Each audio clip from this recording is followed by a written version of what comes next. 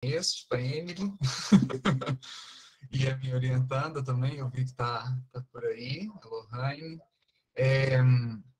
Bom, eu vou projetar aqui, eu vou compartilhar com vocês a tela e já vou direto, né, para a apresentação.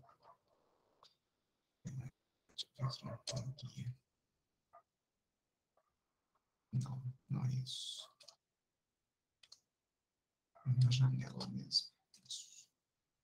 E aí eu vou desaparecer, assim, eu não vou conseguir ver vocês mais, tá? E aí qualquer coisa, a gente pode combinar de, quando tiver dúvida, mandar pelo chat mesmo, então, e se necessário, Júlia, você pode me interromper, né? Pode ligar o microfone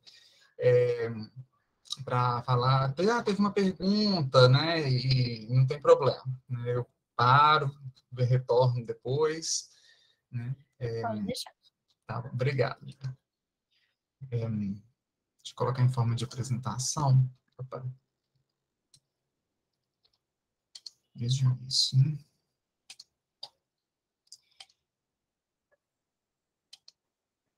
Bom, estão... Daniel, a gente está vendo a tela do PowerPoint. Não está vendo em modo apresentação. Em modo apresentação, não? Não. Se você quiser me mandar, eu posso compartilhar daqui também. Ah, é porque tem os comentários. Ah, entendi. Então, Às vezes acontece isso, eu não sei como que arruma, mas fica a apresentação para você vai mudando os slides, mas não muda para a gente, fica só o PowerPoint. tá. Deixa eu ver aqui se eu... Se você quiser me mandar em PDF, eu posso ir passando aqui e você vai acompanhando por aí também. Você que sabe, como você preferir. Tá, eu parei de compartilhar, não é isso? Parou. Uhum. Deixa eu tentar mais uma vez, então. Sim.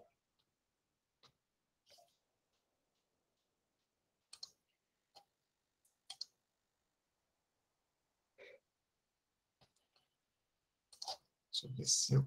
Não, mas se eu colocar no modo de apresentação antes, eu não consigo mexer, tá certo.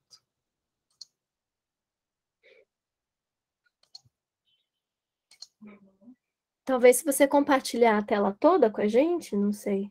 Ah, sim. Acho que assim fica melhor.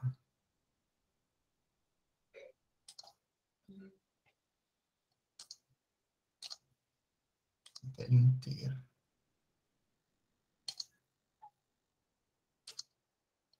Vai dar um loop aqui, né? Não sei se vai...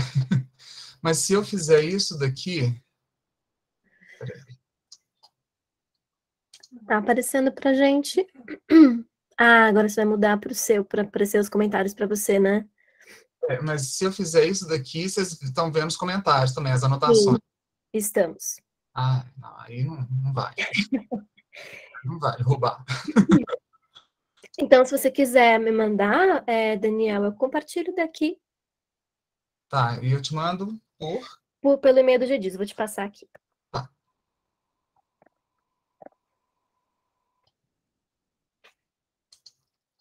contatogedis@gmail.com.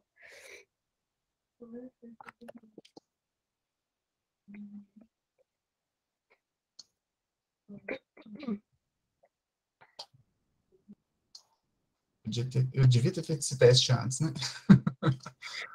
Não, fica tranquilo. Até assim tem emoção. Aí o pessoal vai entrando também, né? Quem tá chegando um pouquinho depois.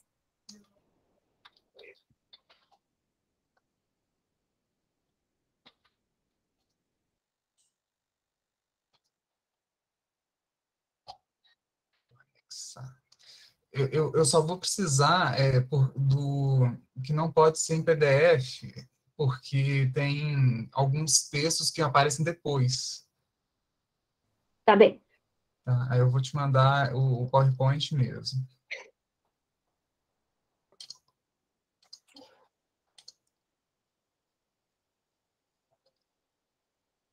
Tem GIF. A gente tenta de vez em quando fazer umas coisas engraçadinhas. Né? Ah, sim, é bom.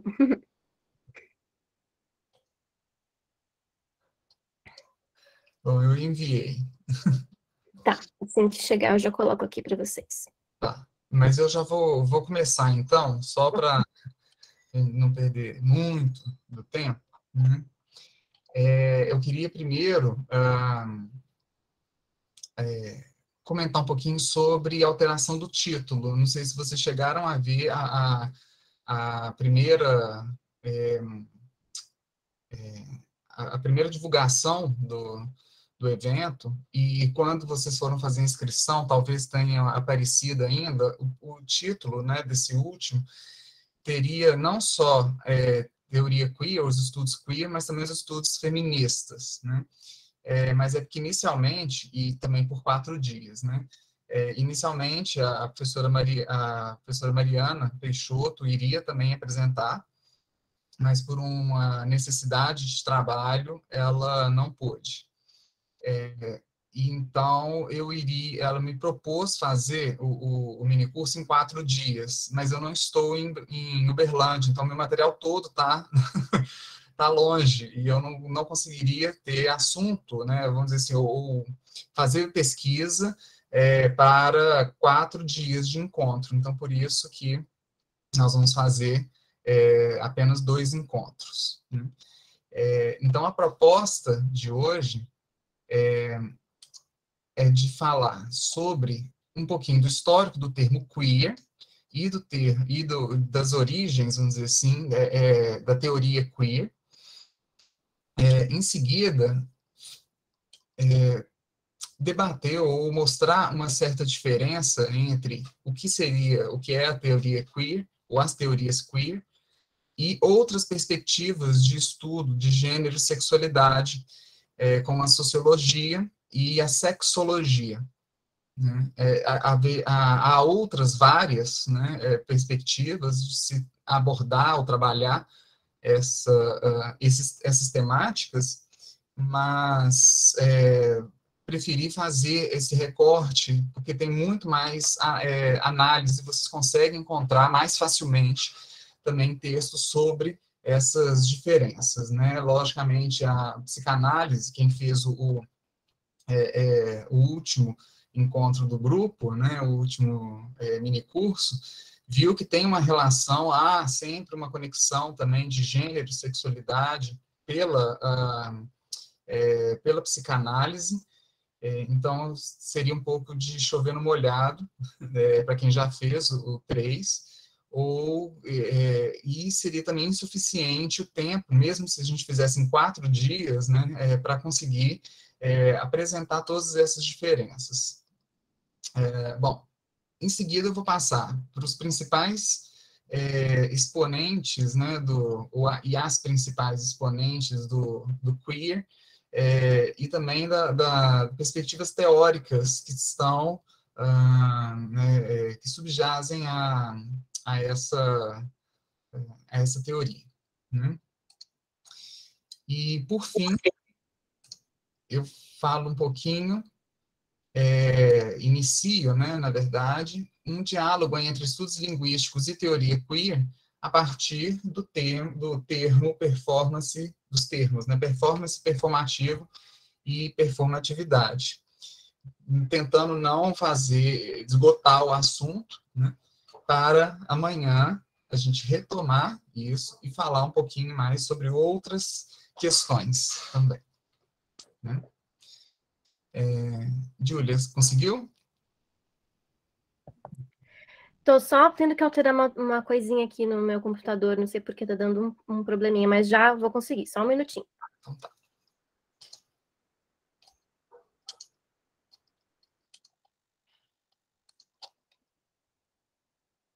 Agora eu vou esperar um pouquinho para vocês visualizarem os slides.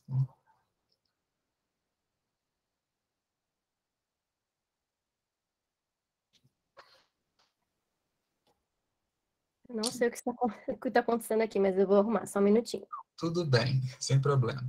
Aproveitar e vou perguntar um pouquinho. Então, alguém já estudou sobre teoria queer? Já leu alguma coisa? Quem puder comentar rapidamente o que é que já leu, qual foi a experiência, né, também. Quem, né, foi lido ou lida?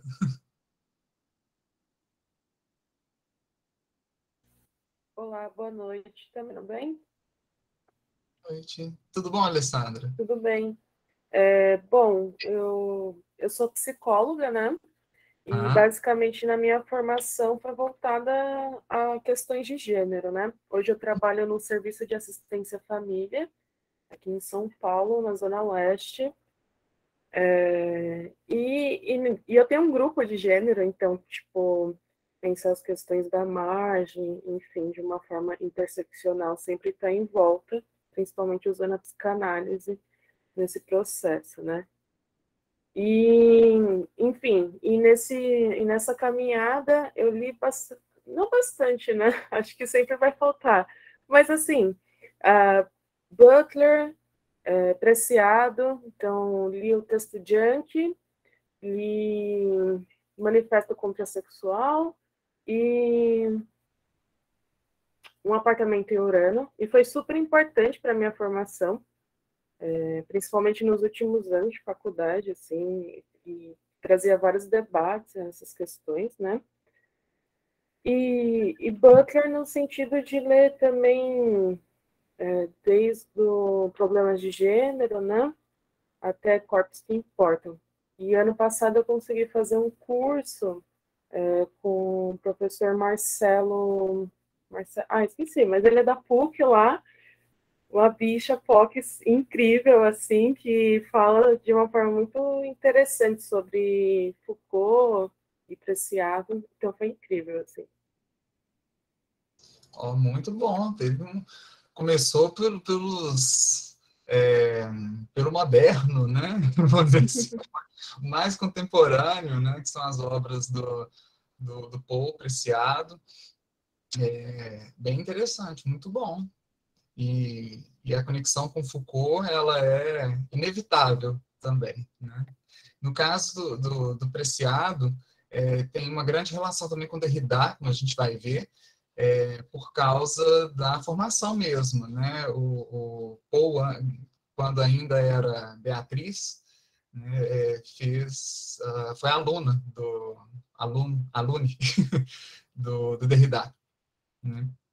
Então, e tem uma grande conexão mesmo com essa perspectiva, né, filosófica e linguística. Agora foi. Aí, tá indo.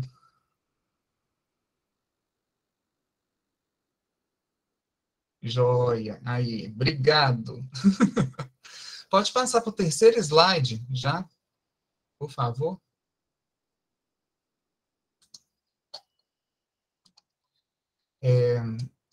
Então, eu vou comentar esse mesmo. Vou comentar sobre o termo, né, queer, a partir a partir de uma consulta que eu fiz rápida ao dicionário Cambridge para o termo queer, né?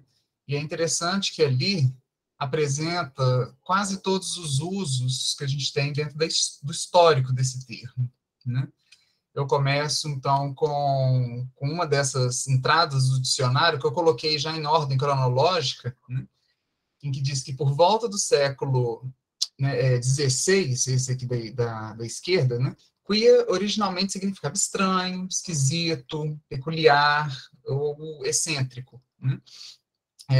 E ele pode se referir, ou melhor, né, ele pode ter se referido a algo suspeito ou incorreto, né?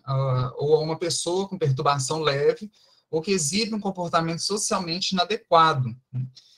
Então, enquanto eu procurava por essa explicação, eu encontrei uma curiosidade, né? Existe uma expressão do North English, né? Do inglês do norte, talvez, que é "There is not so queer as folk", né? E significa, numa tradução livre, né? Não há nada tão estranho quanto as pessoas. E essa expressão inspirou o nome de uma das primeiras mais conhecidas séries de TV sobre pessoas LGBTQ, que é Queer as Folk, que eu pus aí no meio, né? E aí, queer, logicamente, não se refere, nesse caso da série, apenas a ideia de estranho, esquisito, peculiar, excêntrico, né? Mas a essa outra entrada, que é já do final do século XIX, que o queer começa a ganhar uma conotação de desvio sexual, e era usado para se referir a homens femininos ou homens que talvez tivessem se envolvido em relacionamentos do mesmo sexo, né? E queer foi usado na sociedade dominante apenas no século XX, como, junto com fairy, né, literalmente fada, faggot, bicha, né, como um termo pejorativo para se referir a homens que eram vistos como extravagantes, né, flamboyant. Chama atenção de que, apesar de queer, em vários lugares a gente vai ler isso, né, vocês podem ler isso, não tem uma relação específica com o gênero masculino,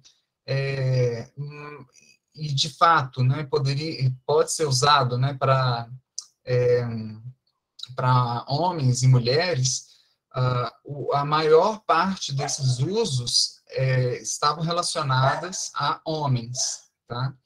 Então, a homossexuais, a homens homossexuais. Passa para o próximo, por favor. Uma coisa também que é interessante notar é que quando começa a cena underground, né, de bares gays na década de 1950, e depois se torna mais aberta nas décadas de 60 e 70, a identidade homofílica, né, que seria a identidade homossexual, foi gradualmente substituída por uma identidade gay mais radicalizada.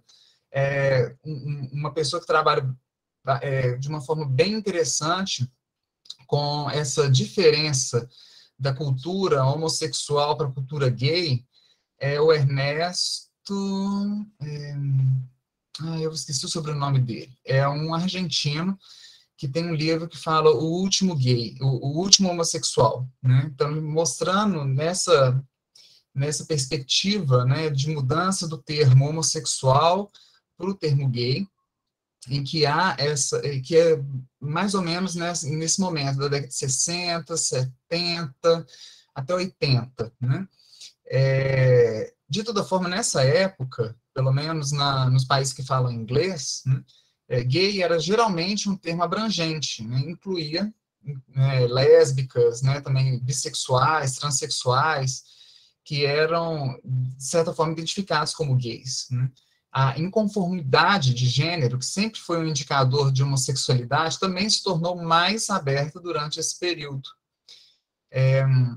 E é a partir daí que o termo queer, como eu coloco aí, como está nessa partezinha amarela da entrada do dicionário, o termo queer começa a ser usado entre gays, lésbicas e outros sujeitos da sexualidade não heterossexual, não mais como insulto, ou não apenas como insulto ou injúria, mas como forma de identificação, né?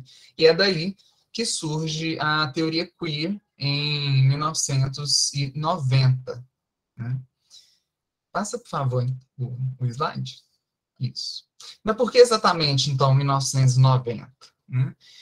Em primeiro lugar, a gente tem a Queer Nation, né, que é uma organização ativista LGBTQ, que foi fundada em março desse ano, na cidade de Nova York, por ativistas de HIV/AIDS. Né? Foi a primeira vez que o termo queer foi usado para identificar um grupo ativista. Né? Então, esses 4 fundadores ficaram indignados com o aumento da violência anti-gay nas ruas e o preconceito nas artes e na mídia. Né? Então, o grupo, até hoje, ele é conhecido por suas táticas de confronto, seus slogans e a prática do outing, né?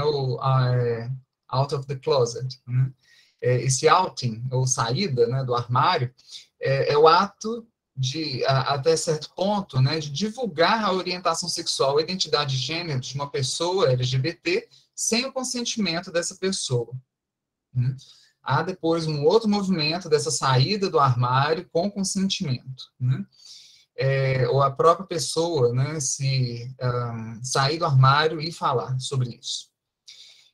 Muitas vezes, esse outing, né, é feito por razões políticas, né, seja para instrumentalizar a homofobia a fim de desacreditar os oponentes políticos, ou para combater a homofobia e o heterossexismo, né? E nesse movimento se revela, então, que um indivíduo proeminente ou respeitado é homossexual.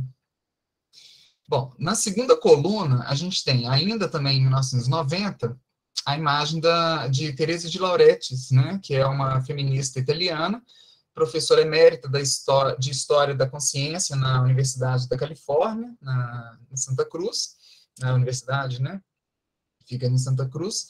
Em 1990, então, ela dá o nome de Teoria Queer para uma jornada sobre a homossexualidade que ocorreu na Universidade da Califórnia, e a sua intenção ao usar o termo não foi introduzir um novo ponto de vista sobre sexualidade e homossexualidade, mas era multiplicar os pontos de vista possíveis sobre os padrões atuais na interpretação social e acadêmica da sexualidade. E ao mesmo tempo, né, colocar em questão o que é entendido como senso comum. Então, a gente tem aí nas imagens a conferência que ela dá, transformada em livros, né, embaixo, Differences. Teoria queer, lesbian and gay, não consigo ler, sexualities, isso. E a divulgação na época, né, Queer Study, Queer Studies. Queer Study, né? Bom, ainda no mesmo ano, 2 livros importantes foram publicados, que são a Epistemologia do Armário, de Ed Sedgwick, e Problemas de Gênero, né, de Judith Butler. E é interessante que nenhuma, ou curioso no mínimo, né, que nenhuma dessas 2 obras usa o termo teoria queer, né, ou, se não me engano, nem mesmo o termo queer aparece nessas obras. Mas ambos os textos, ambos os livros são considerados fundadores das teorias queer nos estudos culturais e na filosofia política. E uma outra curiosidade é que esses 2 livros foram tão difundidos e famosos que chegaram a eclipsar a conferência organizada por Teresa de Lauretis, que, de fato, usa o termo queer theory. Enfim, né, algumas curiosidades e relações, né, possíveis. Passa para mim, por favor. Bom, então, o que é a teoria queer? Né? Ela é, antes de qualquer coisa, um campo da teoria crítica, né? Que vai reunir estudos queer, no sentido de que muitas vezes são estudos gays e lésbicas, né? E sobre, né? E também estudos de mulheres ou estudos feministas. Né? Trata-se de gênero e sexualidade como algo não apenas biológico e nem apenas culturalmente consciente, mas como um processo histórico relacionado à convivência e aceitação na sociedade, construções psicológicas, identificações e autoconsciência. Né? Então, ao invés de querer doutrinar as pessoas ou impor uma ditadura gay, né, como tem se dito, né, sobre os estudos de gênero, a teoria queer ela quer criticar a naturalização da heterossexualidade como uma norma. Né, e ela faz isso falando sobre a existência de outras identidades e mostrando que o desejo não é tão simples quanto se acredita. Né? Então, essa teoria queer ela surge do encontro entre uma corrente da filosofia e dos estudos culturais estadunidenses com o pós-estruturalismo francês. Né? Então, há, nesse sentido, um rompimento com a concepção cartesiana, com essa concepção iluminista, né, do sujeito como base de uma ontologia, né, ou seja, do ser em si mesmo, na sua essência. E também de uma ruptura com uma epistemologia, quer dizer, né, dessa reflexão sobre a natureza, o conhecimento e suas relações entre sujeito e objeto. Quer dizer, na concepção queer, o sujeito é encarado como provisório, circunstancial, cindido. Né? Essa concepção de sujeito, por outro lado, já havia sido proposta pela psicanálise, longamente debatida por Lacan durante toda a sua atuação né, ao longo dos mais de 20 seminários que ele proferiu. Né? Quem participou do minicurso passado, né, com certeza viu isso. E eu queria, inclusive, lembrá-los de que Lacan faleceu em 1981, ou seja, antes das origens da teoria queer. Só para vocês observarem que há uma conexão, né, em grande parte do que a gente vai ver aqui, com Lacan, com a psicanálise lacaniana, embora ele não seja considerado exatamente como um precursor da teoria queer, e menos ainda como um teórico queer. Né? Bom, então, nesse sentido, desse sujeito provisório, né, circunstancial, cindido, o queer se propõe a pensar as identidades como múltiplas, e, além disso, construídas de forma arbitrária, instável e excludente. Com isso, os significados das identidades são permanentemente abertos, fluidos e passíveis de contestação, o que as torna um fenômeno marcadamente linguístico, enquanto não tem como destino nem a biologia ou a natureza, e nem a cultura ou o livre-arbítrio. Né? Mas o foco, né, vamos dizer assim, essa direção, são as relações de poder que se constrói significativamente, aliás, né, em determinados períodos desses dois destinos e de outros possíveis. Então, dessa forma, é necessário não procurar a origem ou o discurso adâmico, né, esse que deu origem ao gênero, né, mas discutir a naturalização, né, a normalização e a normatização das identidades, principalmente as sexuais, e a sexualização de corpos, a sexualização de desejos, de ações, de identidades, relações sociais, conhecimentos, cultura e instituições sociais. Né? Então, tudo isso, para a teoria queer, foi sexualizado, né? Foi sexual, né? Transformado em algo baseado na sexualidade ou no sexo. Né? Passa, por favor. Então, um dos diálogos, né, mais fortes, né, que a gente tem de bibliografia, inclusive, são das ciências sociais e da teoria queer. E aí eu pego esse texto do Richard Miskolci, que é um texto referência, né, a teoria queer e a sociologia, o desafio de uma analítica da normalização, para fazer um pouco desses comentários. Né? Então, esse diálogo entre teoria queer e a sociologia ele foi marcado pelo estranhamento, mas também pela afinidade na compreensão da sexualidade como construção social e histórica. Né? Então, o estranhamento queer com relação à teoria social derivava do fato de que, ao menos até a década de 1990, as ciências sociais tratavam a ordem social como sinônimo de heterossexualidade. Tá? Então, o pressuposto heterossexista do pensamento sociológico era patente apenas nas investigações sobre sexualidades não hegemônicas.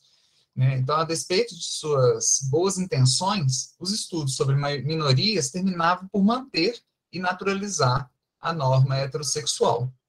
Né? Então, os primeiros teóricos queer rejeitaram essa lógica minorizante dos estudos socioantropológicos em favor de uma teoria que questionasse os pressupostos normalizadores que marcavam a sociologia canônica, né, que durante a década de 90, a sociologia canônica começa a valorizar o estudo da sexualidade a partir das obras, de algumas obras como As Transformações da Intimidade, Sexualidade, Amor e Erotismo nas Sociedades Modernas, do Anthony Giddens, e A Dominação Masculina, do Bourdieu.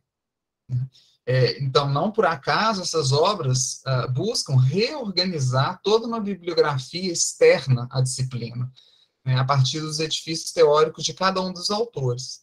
Então, ao invés de inovação, revelam-se tentativas de recuperar o passo perdido no estudo da sexualidade, mas sem necessariamente reconhecer sua centralidade para a análise sociológica. Né? Bom, a escolha do termo queer para se denominar, ou seja, um xingamento que denotava anormalidade, perversão e desvio, servia, inclusive, para destacar esse compromisso em desenvolver uma analítica da normalização, que, naquele momento, né, na década de 90, era focada na sexualidade. Então, como a gente viu, a conferência da Teresa de Lauretis foi o primeiro que empregou, foi o primeiro emprego, né, da denominação Queer Theory, para contrastar o empreendimento queer com os estudos gays e lésbicos. Né? Em termos políticos, isso não tardou para que o queer denotasse uma alternativa crítica aos movimentos assimilacionistas. Então, essa é uma das grandes questões, né, da sociologia naquele momento, uma assimilação, né, ou movimentos assimilacionistas. Né, no que concerne, então, a esses movimentos sociais identitários, as análises queer apontam para o fato de que eles operam a partir das representações sociais vigentes e expressam a demanda de sujeitos por reconhecimento. Né? Então, isso contrasta claramente com a proposta teórica queer, de apontar as fraturas nos sujeitos, né? O seu caráter efêmero e contextual. Mas o papel do queer não é desqualificar os movimentos identitários, sim, por outro lado, né, apontar as armadilhas do hegemônico, em que se inserem, e permitir alianças estratégicas entre os movimentos que apontem como objetivo comum a crítica e contestação dos regimes normalizadores, que criam tantas identidades quanto a sua posição subordinada no social. Então, as duas coisas são simultâneas. Né? Ao criar a identidade, ela já é criada nessa relação de subordinação social. Pode passar, por favor. Outra área de estudos, né, a sexologia, que remonta, né, a aproximadamente o final do século XIX. Mas a Associação Mundial, né, que é a World Association of Sexology, só foi fundada em 1970. A partir desse momento, né, congressos e seminários começam a ter lugar em diversos países. Né? E isso torna, até certo ponto, difícil, né, de mapear o campo da sexologia, né, que inclusive parece estar, hoje em dia, né, deixando de existir, ou pelo menos, né, os sujeitos não se autodefinem mais enquanto sexólogos, como antes. Né? De toda forma, o que se designava como sexologia, né, a partir desse primeiro congresso, dizia respeito a uma parcela de outro campo mais amplo, que incluía temas tão diferentes quanto aborto, homossexualidade, religião, violência familiar, cirurgia sobre a vulva, tráfico de seres humanos e parafilias. Né? Então, é evidente que, ao recortar o seu objeto de estudo, qualquer pesquisador está produzindo esse objeto, seja ele da sexologia, das ciências sociais, da teoria queer. Né? Então, à medida que as suas escolhas se aproximam, né, acerca do que o define, né, ou das fronteiras, que podem ser mais ou menos fluidas, que o delimitam, determinam, né, o que fará parte do estudo. E a definição prévia do objeto é sempre desafiada pelo trabalho de campo, né, porque é necessário uma atenção redobrada para impedir que essa definição, né, imprescindível para a entrada do pesquisador, da pesquisadora no campo, provoque uma cegueira seletiva para as definições nativas, né, sempre mais fluidas, contraditórias, enfim, mutáveis, e também sujeitas a negociações situacionais. Então, nesse sentido, para não me delongar, né, eu sugiro a leitura da obra de Jane Russo, Fabiola Roden, Igor Torres, Liv Faro, Marina Fischer-Nucci, ou Nucci, né, a Alan Giami, que está aí no slide, essa Sexualidade, Ciência e Profissão no Brasil. Né. A partir desse trabalho, eu vou trazer só algumas características da sexologia no Brasil, especificamente. Tá? Então, nos anos compreendidos entre 1970 e 80, a cultura psicanalítica aqui, né, aflorou, né, e passou a conviver com uma florescente cultura alternativa, né, que reunia um conjunto de práticas e crenças de cunho mais ou menos terapêutico, inspirados em maior ou menor grau no que mais tarde veio a ser conhecido como Nova Era, né? E essas práticas e crenças caracterizavam-se por serem alternativas às terapêuticas tradicionais, dentre as quais se incluía a psicanálise. Então, como parte dessa ampla rede de práticas e visões de mundo, destacam-se as terapias corporais, inspiradas direta ou indiretamente na teoria do Reich, né, do Reich, perdão, né, do Reich, William Reich. A relação entre as terapias corporais e a contracultura é bastante evidente, né? A teoria reikiana, sobretudo com suas insistências na importância da liberação do corpo e da sexualidade, teve um papel marcante nessa conexão. A gente só tem que ter um cuidado. O florescimento das terapias reikianas no cenário psi brasileiro não teve relação com o surgimento da sexologia, embora tenha ocorrido na mesma época. Mas é importante trazer isso para vocês verem como é que chega, né, no Brasil, pelo menos, essa relação do gênero e da sexualidade, né, nos estudos. Bom, mas é a partir de 1975, que começam a surgir os grupos de mulheres que discutiam e lutavam pela liberação feminina. Né, para além da pauta comum de crítica ao regime político vigente, né, uma das bandeiras do movimento feminista, que então emergia, era o pessoal é político. Né? As bandeiras de luta inspiravam-se nas rupturas propostas pela contracultura e, portanto, numa abordagem diferenciada sobre o poder, cujos efeitos e origens eram ampliados para os interstícios das relações pessoais, familiares e cotidianas. Problematizavam as desigualdades entre homens e mulheres, as bases do trabalho doméstico e as relações entre gênero e trabalho. Era uma concepção mais ampla, nesse sentido de trabalho. Né?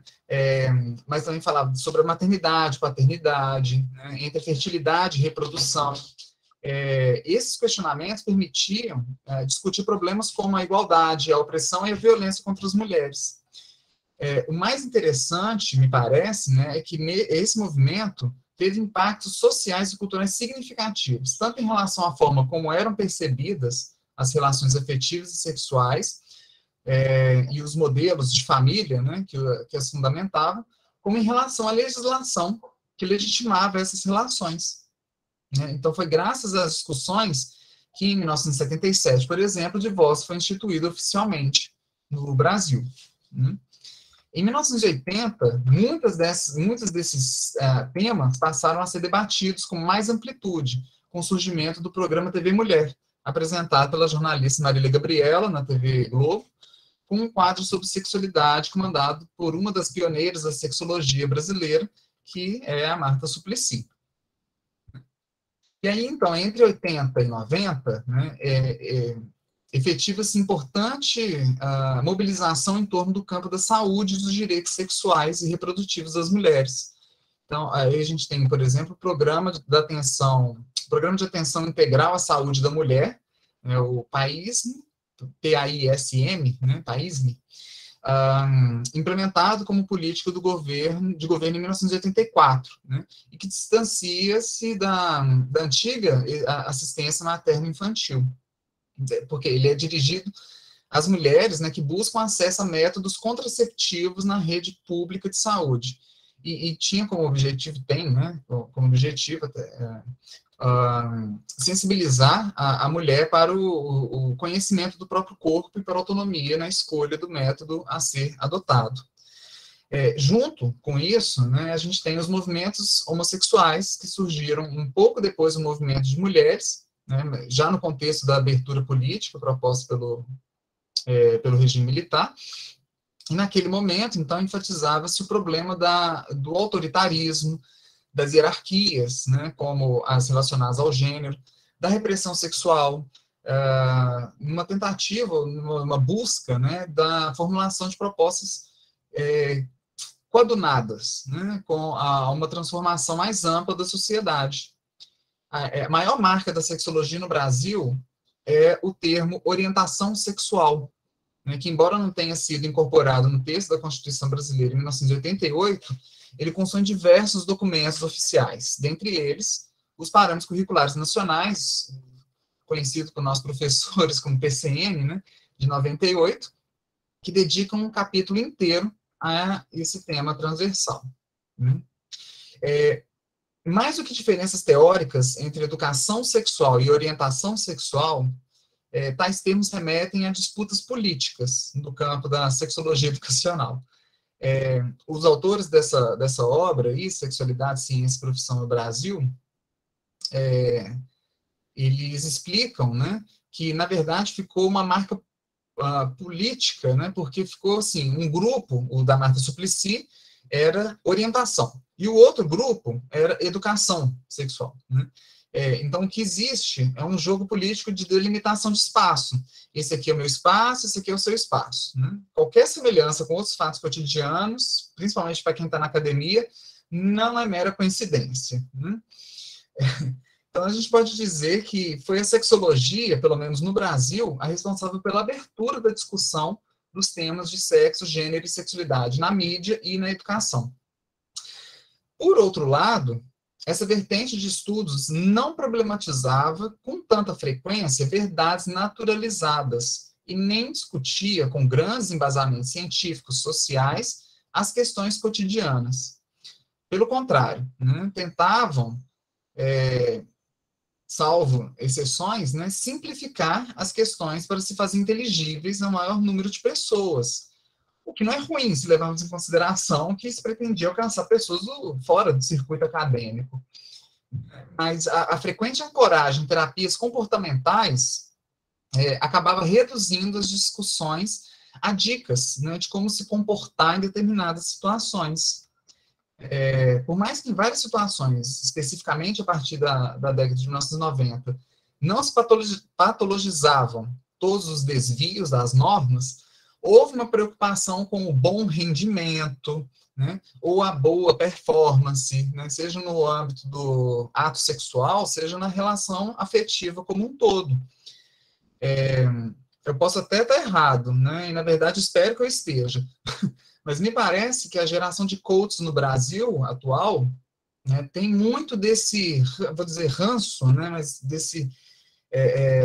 dessa perspectiva da sexologia, que chegava às vezes até a tentar organizar quando sentir tesão, por exemplo, né? Como demonstrar o que se está sentindo, né? Como evitar tal sentimento, o que fazer para não sair do caminho para a grande felicidade, né? Então, quer dizer, fórmulas prontas, como uma conversa resolve tudo, né? Deixe vir seus desejos e demonstre sempre seus sentimentos, se tornaram mantras em várias ocasiões, né? Programas de televisão, cartas, né? Enviadas para revistas e respondidas, né? Quer dizer, e isso, até certo ponto, pode ser, me parece, uma má compreensão da sexologia, né? E até mesmo de uma psicologia rasa, né? Porque a grande questão aqui é que, nesse sentido, né, nesse contexto, é que ignoraram, né, e alguns ainda ignoram, a história pessoal dos sujeitos envolvidos, as normas sociais, né, que, por mais que, nesse caso, não estejam escritas, né, tanto as histórias quanto as normas sociais, né, que, inclusive, muitas vezes não dá para dizer que estão relacionadas, né? Não se percebe com tanta facilidade, assim, que há uma relação entre norma social e história, né? História pessoal das pessoas. Mas, de toda forma, isso se inscreve, né? Essas duas questões se inscrevem nos seres, né? E que frequentemente são provocadoras, ampliadoras e ou mantenedoras de angústia nos sujeitos. Então, tem, sim, uma relação com gênero e sexualidade, com a afetividade, para além de faça isso, né, ou generalizações, os homens são dessa forma, as mulheres são desse jeito, né? Que acaba acontecendo. Então, resumindo, a sexologia ficou aquém, tanto como uma forma de terapia, ou análise, quanto como uma ciência, uma teoria do sexo, gênero e sexualidade. Passa para o próximo, por favor. Isso. Então, a gente chega nos principais marcos teóricos e exponentes do queer. Né? E o pós-estruturalismo é uma dessas marcas, né, desses marcos teóricos de influência, né, da teoria queer. Então, o pós-estruturalismo, nesse sentido, ele refuta as afirmações de totalidade e universalidade, porque, ao contrário do estruturalismo, não suprime o momento da diferença entre significante e significado. Né? No lugar da supressão, os pós-estruturalistas transformam a referência em deslocamento, né? Potencialmente limitado. Esses filósofos produzem, ou produziram, toda uma ferramenta conceitual que foi usada de forma potente por diversos pensadores e pensadoras que elaboraram e elaboram até hoje a teoria queer. Né? Então, algumas das contribuições de Deleuze e Guattari, dessa dupla que está aí na foto aí de cima, são, por exemplo, a respeito do termo teoria, que antecede o termo queer. Né? Então, essa teoria que está antes de queer, né, é no sentido de que, para eles, né, para o Deleuze e o Guattari, mas principalmente para o Deleuze, as ações teóricas e práticas, né, nessas ações teóricas e práticas, há uma multiplicidade de pedaços, ao mesmo tempo teóricos e práticos, que estariam longe de um corpus teórico, né, de uma totalidade, de uma vontade metafísica de criação de sistemas fechados. É por isso que, né, eu acredito, né, que é difícil dizer de uma análise do discurso queer, ou uma análise queer do discurso. Né? Porque seria a análise do discurso um método, uma abordagem em uma das duas coisas, as duas coisas, né? Então, eu concordo até certo ponto com o que o Rafael Leopoldo diz a esse respeito na sua obra mais conhecida, né? Que é a Cartografia do Pensamento Queer, inclusive uma obra muito esclarecedora, publicada pela editora Devires em 2020, e ele diz, na página 25 dessa obra, que a teoria queer está muito mais próxima de uma ação de teoria que de um sistema fechado em si mesmo. Né? Como a filosofia de Deleuze e Guattari, né, que cito novamente Rafael Leopoldo, né, a filosofia do Deleuze e Guattari é sistemática, mas é um sistema aberto, né? Uma filosofia acentrada, né? Uma filosofia rizomática, que é o termo que eles usam. Né? De modo que confiamos que o pensamento queer esteja mais próximo dessa abertura, né? Desse acentramento, desse rizoma, que de um sistema fechado, centrado e arborescente, e com um desejo metafísico de chegar numa completude para trazer a paz. Né? Não é esse o objetivo, na verdade. Né? Já adiantando, inclusive, a última sessão do encontro de amanhã, é importante a gente levar em conta de que os estudos queer não são uma corrente da análise do discurso, né? Mas um campo de saber que recorre à linguagem para apoiar as suas concepções e suas leituras dos fenômenos humanos. E aí, nesse caso, outra contribuição do Deleuze e Guattari, que é muito preciosa para a teoria queer, é o conceito de devir, né, que eu vou falar um pouco mais hoje mesmo ou amanhã. Né? Acho que hoje não vai dar tempo. Né? Então, os conceitos de performance e performatividade, que hoje, né, a proposta é que eu alcance esses temas hoje, né, eles foram muito manuseados, né, a partir, inclusive, do teatro, né, e da forma com que Austin, né, esse filósofo da linguagem, que está aí representado na fotinho de baixo, a partir do que ele e o seu discípulo Searle, né, vão chamar de atos de fala. Né? Então, a contribuição deles é tão grande que não é mais possível abordar a maioria dos fenômenos linguísticos sem que recorrer ao conceito de performativo. E não é por acaso que Derrida, esse aí da esquerda, né, contribui para a teoria queer com um dos ensaios mais lidos pelos teóricos queer, que é a assinatura contexto-acontecimento. E é nesse sentido também que a Butler faz uso do conceito de performativo e aplica a sua teoria sobre gênero e sexualidade. A Butler ela apresenta o pensamento de que não apenas o gênero e a sexualidade são performativos, mas o próprio termo queer também é performativo, né? E assim como a teoria queer. Não só performativo, como também ele é aberto. Né?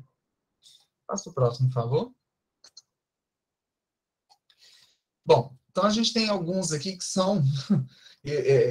eu coloco, né, o Jacques Lacan como pré-queer, mas ele não é considerado por grande parte dos teóricos queer, né? Assim como Althusser. Né? Mas Foucault é inegável. Né? Para Foucault, inclusive, a sexualidade não é proibida, né?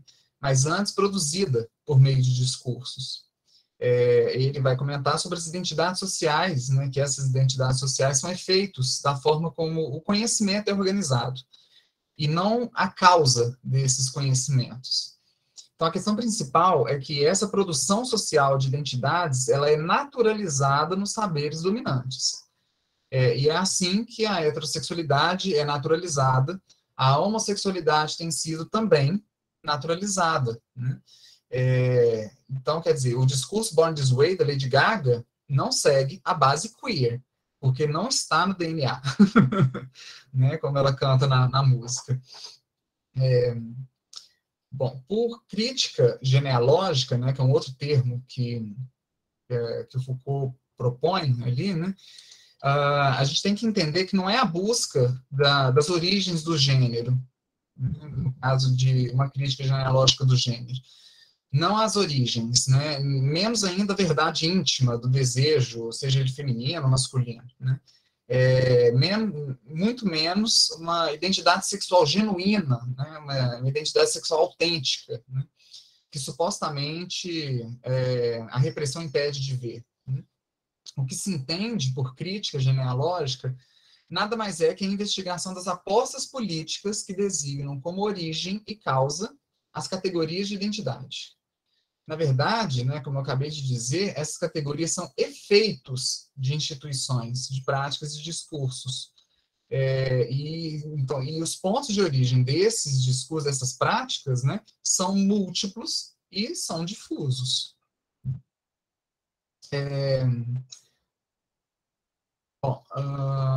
Como eu havia comentado, né, Lacan não aparece como base para a maioria dos estudiosos queer, como Foucault. Como Foucault, inclusive, ele é citado, e eu vou até fazer o jogo de palavras com o título de uma das obras da Butler, né, excitado por Sedgwick e por Preciado, né, para citar alguns, mas a minha proposta aqui é falar um pouquinho a partir da Butler, né, que é a que eu tenho um pouco mais de conhecimento.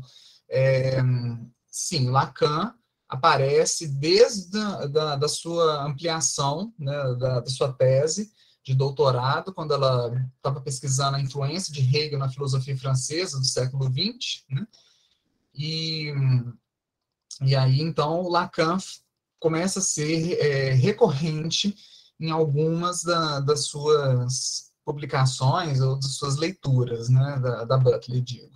Inclusive, na tese, a Butler ela traz uma concepção de sujeito e desejo que é um pouco diferente do que os principais comentadores e leitores de Hegel tiveram.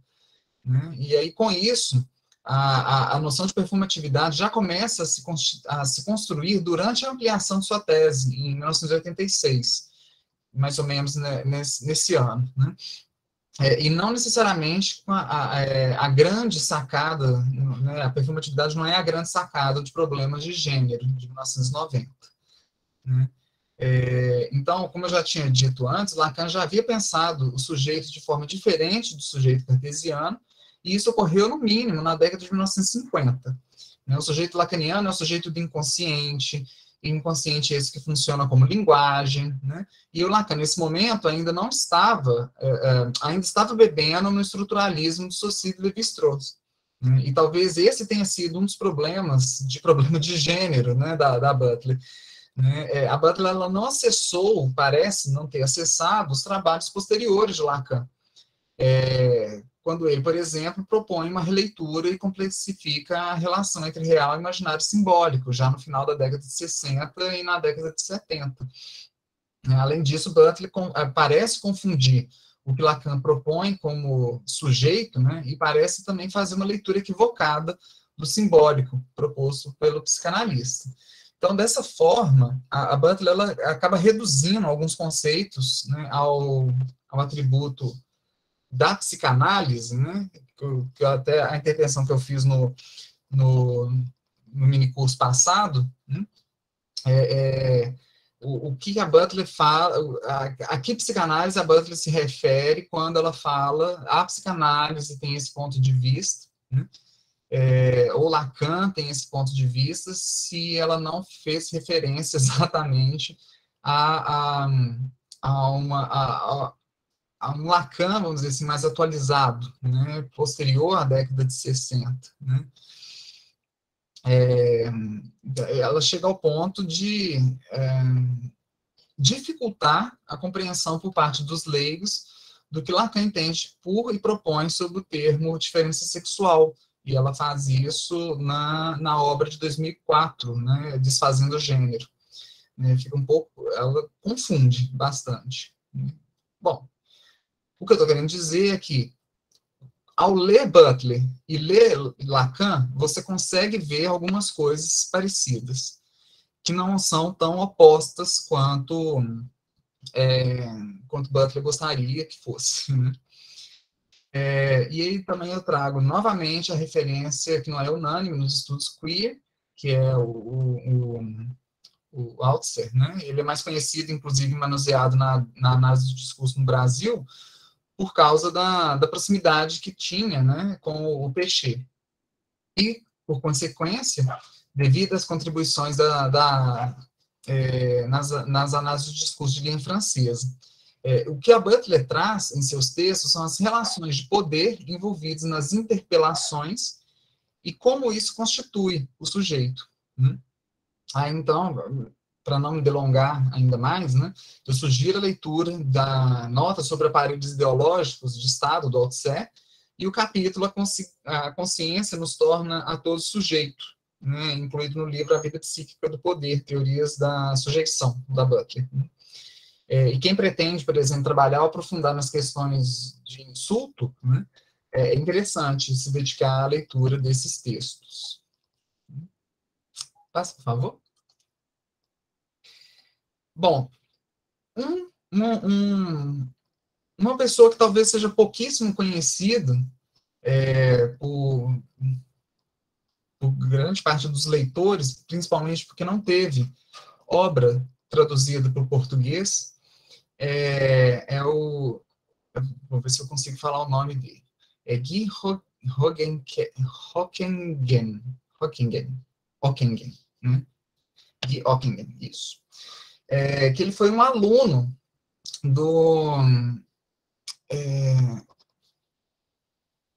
foi um aluno de filosofia do René Chéré, né?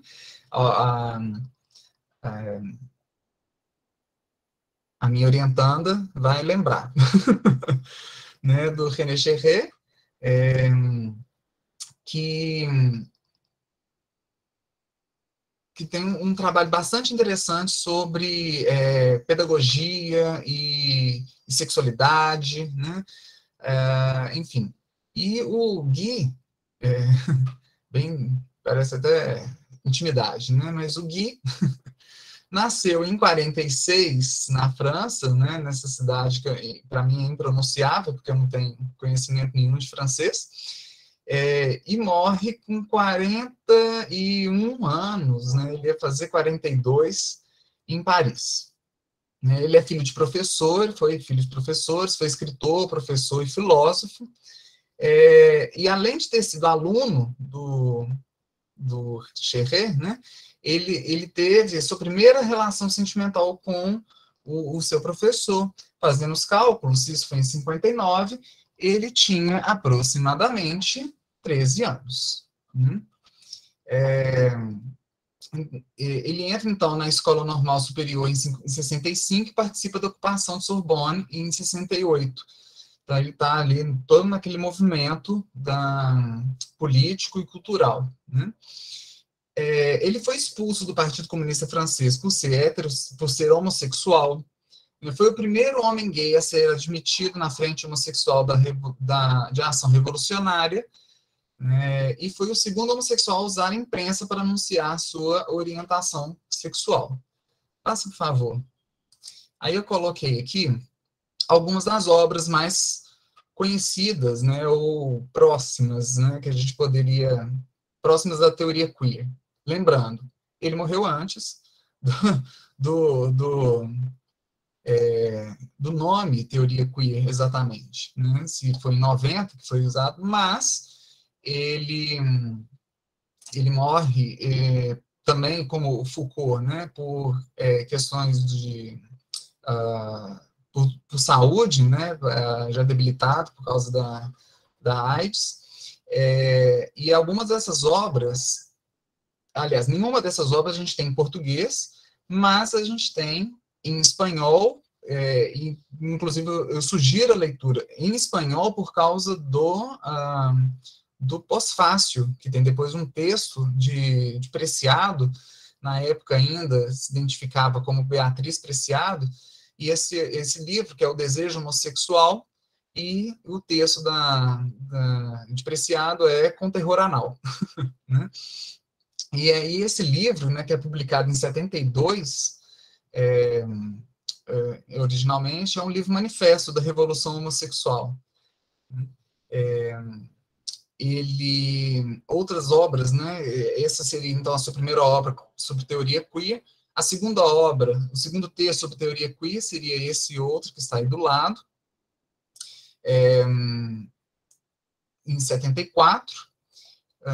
Ele tem a deriva homossexual também, que é um outro texto de temática, né, considerado um texto sobre teoria queer. E esses dois últimos, né, L'amour, eu não sei pronunciar, não sei por que eu estou querendo falar isso. Os dois últimos são obras literárias, são textos literários que ele escreveu. Sempre relacionando questões religiosas, católicas, principalmente, né? Esse L'amour aí, né, lançado em 81, é o mais conhecido dele, e que tem uma relação de um jovem tunisino cego que descobre a sociedade francesa e percebe de que forma o prazer pode servir como arma de resistência contra o totalitarismo. Bom, passa, por favor. Outra pesquisadora também, essa já com alcunha, né, de teórica queer, é a Eve Kosofsky Sedgwick, né, nascida em 50, em Ohio, e faleceu em 2009, em Manhattan. A história dela, como vocês vão ver, é parecida com a de Judith Butler, quer dizer, é de família judia, né? Ela se formou na Universidade de Cornell e tinha um PhD na Universidade de Yale. Ela realizou uma palestra como visitante na Universidade da Califórnia e ensinou na Escola de Crítica e Teoria, no Dartmouth College. Ela foi professora de inglês na Duke University, onde usou a crítica literária para questionar os discursos dominantes de sexualidade, raça e gênero. Então, das obras mais conhecidas, passa, por favor, a gente tem essas aí. A Epistemologia do Armário, cuja o livro completo também não foi traduzido para português, mas a gente consegue ter o texto principal, que dá o nome, dá título ao livro, esse, sim, foi traduzido para o português. E outras obras, pus algumas apenas, né? Esse Between Men é muito interessante, tem muita relação sobre literatura e questões culturais, enfim, sociais enormes, né? E ela trabalha com outras questões também, ó, fat art, thin art, né? As questões artísticas, corpo. Ela também é uma que trabalhou bastante com o termo performatividade, performance. Né? Passa, por favor.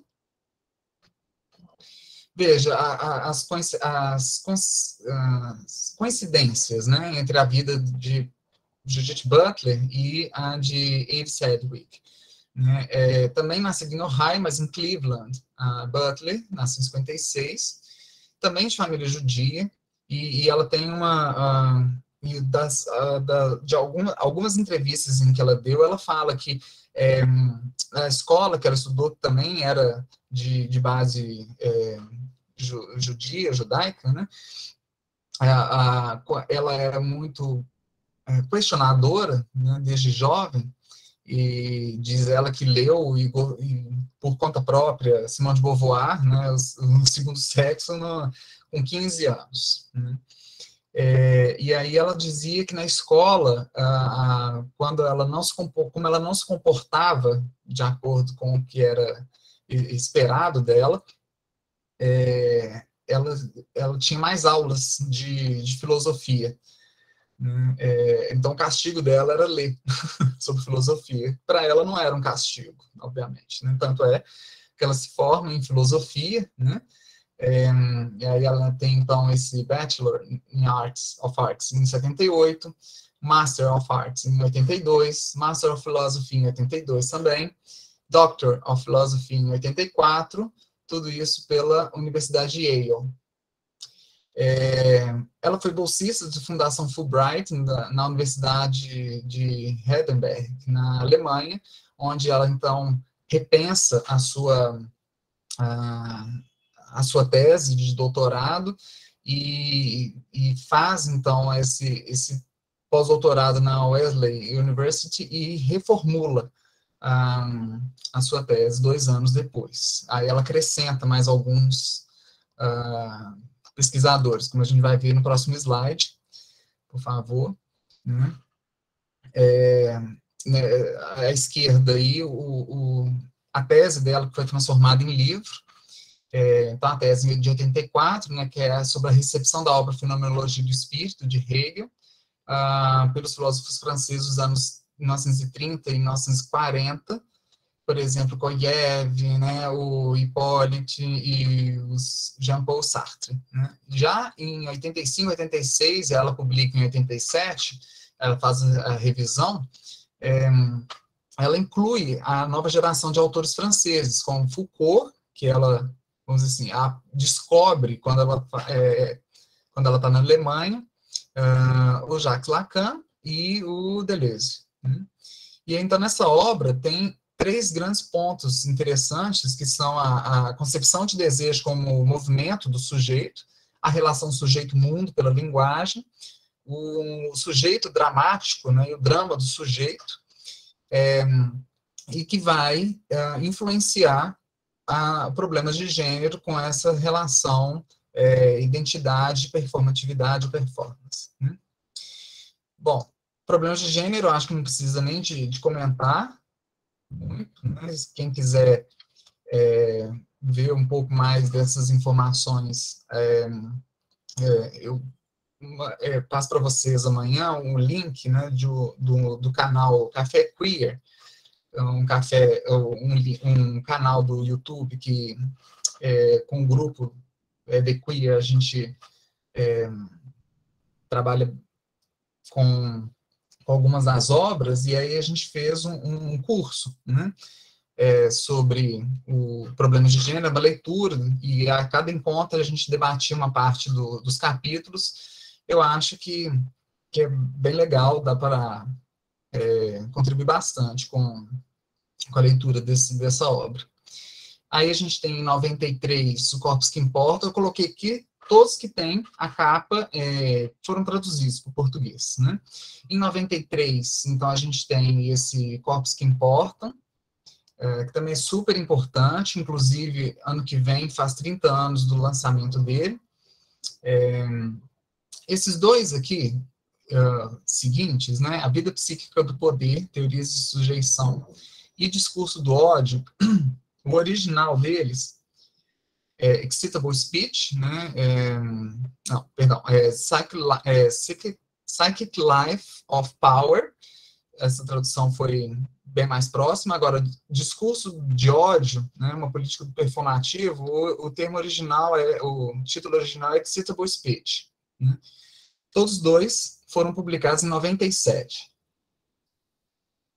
Tem uma grande relação entre estudos da linguagem, que dão fundamento, inclusive, para as análises do discurso, e a teoria queer. Né? Passa, por favor. Aí a gente tem aqui ainda, com os títulos em português, O Clamor de Antígona, bem interessante para ver a leitura que ela faz, né, que a Butler faz, da história de Antígona, enquanto uma relação de familiar, né, família e tal. Lembrando que Antígona, quem se esqueceu, né, mas Antígona é filha de Édipo, né? Então, por isso que a Butler pega Antígona para trabalhar o parentesco, né? E aí ela fala que o parentesco, nesse clamor de Antígona, está entre a vida e a morte. Né? Outras obras interessantes, Vida Precária, né? Undoing Gender, que até hoje não foi traduzido por completo, né, para o português, mas a gente tem pelo menos um texto, né, que é a família sempre heterossexual, algo assim. Né? Um dos textos desse livro, esse foi traduzido para o português. Relatar a si mesmo, esse livro é muito interessante, já tem um diálogo muito mais maduro com Lacan aqui, por exemplo, né, nessa obra. Quem Canta o Estado-Nação, que ela escreve com a Spivak, que é uma feminista também, uma estudiosa feminista, e aí já começa muito mais claramente essa relação entre Estado ou nação, né, e performatividade de identidades. Passa para o próximo, por favor. E aí ela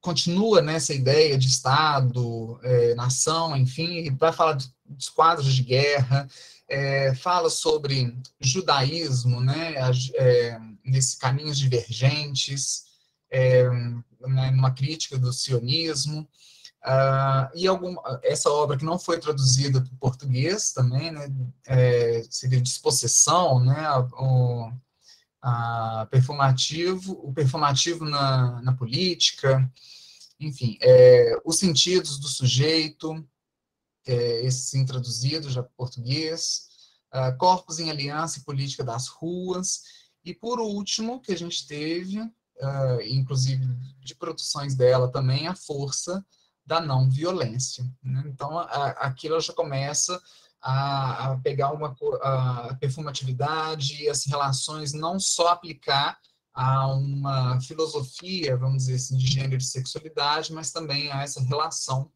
com com o público, com os meios sociais. Né? Por falar isso. A última que eu vou trazer hoje é o Paul Preciado, né?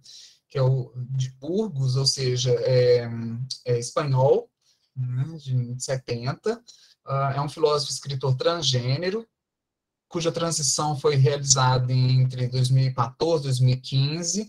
Por que eu coloco a data? Porque Paul usa da sua experiência, incluindo remédios, né, para escrever uma das obras, que também é uma das mais conhecidas e que foi citado aqui no ensino da apresentação, né? Antes de eu começar a falar sobre a teoria.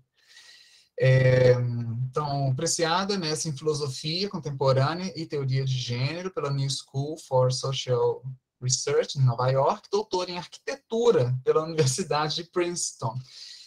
A sua pesquisa de doutorado deu origem a um livro, Pornotopia, vou comentar daqui a pouquinho.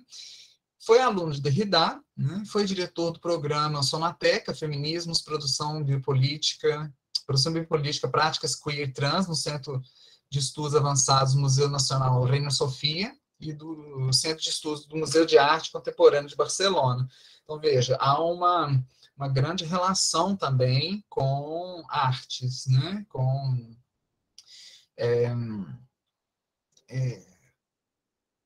Com performance, não apenas no sentido político, né, também. Político, eu digo, político e social, né, puramente, né, desvinculado de outras questões.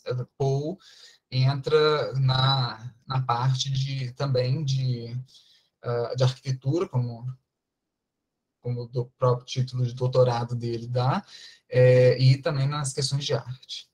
Foi professor de filosofia do corpo e teoria transfeminista na Universidade de Paris 8 e na Universidade de Nova York. Então, das suas obras, passa por favor, a gente tem todas, exceto essa última, aí já traduzido para português, se não me engano, Manifesto Contrassexual, clássico, né, que este ano está fazendo 20 anos de lançamento. O texto Yonke, que é, né, a experiência, né, pela qual ele passou nessa transição. Então, por isso que ele fala sobre sexo, drogas e biopolítica na era farmacopornográfica, né? Então, é exatamente nesse sentido que dá a sua experiência, né? Essa narrativa de ter participado disso, né? Pornotopia, que é uma revisitação da tese de doutorado, em que analisa a Playboy e a relação das casas que apareciam, né, na revista no pós-guerra, na época do pós-guerra. É bem interessante essa obra, porque você vê ali a relação entre o masculino, a construção das casas, ou a forma com que se queria colocar, né, materializar essa revolução, entre aspas, né, sexual na forma de construir essas casas. E, em seguida, Preciado analisa a mansão Playboy dentro desse início, né, dos reality shows com as coelhinhas. Né? Bom, Um Apartamento em Urano, que é uma seleção de crônicas da travessia, bem interessante, e o Yo Soy el Monstruo que os habla, que é uma conferência, né, que Preciado dá para psicanalistas em Paris, e a grande parte deles se levanta, enfim, o Vaillant, bom, né, Júlia, é sensacional essa fala. Eu tenho ainda um pouco tem que reler, né, eu li uma vez só essa fala, mas eu ainda continuo me perguntando que psicanálise é essa que Preciado ataca, né, nesse momento, né, da fala. Não nego que existam pessoas, não apenas psicanalistas, né, que transformam a gente em monstros, né, e principalmente pessoas trans em monstros, mas não sei qual psicanálise exatamente que Preciado generaliza para atacar, né? Enfim. Passa, por favor. Agora, vamos ver se eu tenho fôlego para falar sobre esse termo que já é caro, muito caro para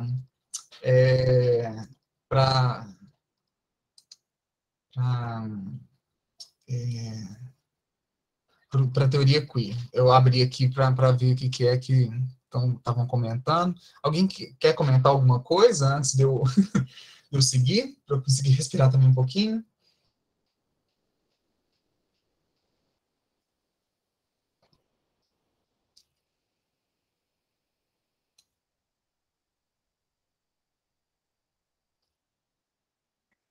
Eu ia só comentar, Daniel, que tem uma resposta do Joel Birman a essa fala do Preciado. Não sei se você chegou a ver. Não. Que ele vai questionar nessa linha que você está falando aí, né? Que psicanálise é essa, né? Porque por mais que ele esteja falando com a escola freudiana, que tem uma visão um pouco mais igrejinha, né? Do que algumas vertentes da psicanálise, é claro que a gente tem que tomar cuidado com algumas generalizações, né? Então, eu vou colocar o link aqui, vou procurar e já passo para você. Por favor. Se puder, ótimo. Obrigado. Eu estou vendo aqui alguns comentários. Da historicidade da formulação nova era, da PAN para a manga. Lembrando da Damares, é quase isso. Não é, Flávio?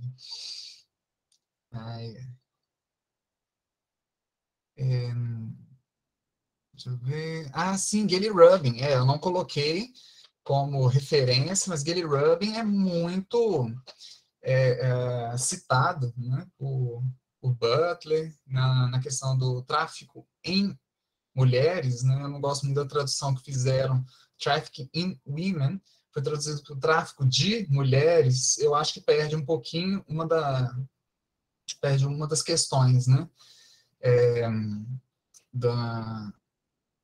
Do título, né? Cuja a mulher ela é tratada como objeto de troca e ela é o presente. Então, há um tráfico. O tráfico é feito em mulheres, e não só de mulheres, né? O tráfico é feito em mulheres. A Elisa lembrou aqui o título, né? Parentesco é sempre heterossexual. Exatamente. Uhum. Isso mesmo. Muito obrigado, Elisa. Bom, se ninguém mais quer comentar, posso, então, dar continuidade? Prometo não avançar depois das 21, tá? Então, vamos lá.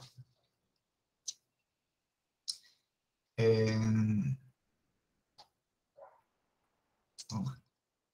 Bom, então, o Austin, como eu havia anunciado lá, né, nas bases teóricas da teoria queer, ele foi o primeiro a tratar a linguagem como uma ação e vislumbrou a sua potência criadora em uma dimensão performativa, que constitui até mesmo os corpos, né?